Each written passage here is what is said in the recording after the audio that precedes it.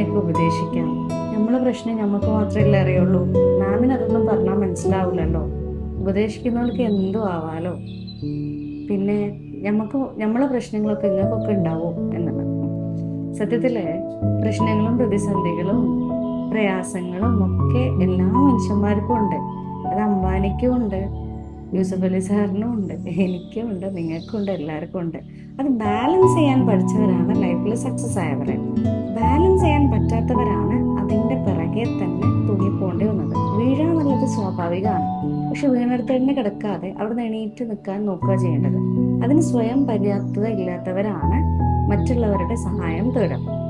അപ്പൊ നിങ്ങളുടെ mental health എപ്പോഴും ഹൈ ലെവലായിട്ട് ഇരുന്ന് കഴിഞ്ഞാൽ പ്രശ്നങ്ങളും പ്രതിസന്ധികളൊക്കെ വന്നുകൊണ്ടിരിക്കും. പക്ഷെ അതിനെ ബാലൻസ് ചെയ്യാനും അതിനെ ഓവർകം ചെയ്യാനും നിങ്ങൾക്ക് സാധിക്കും.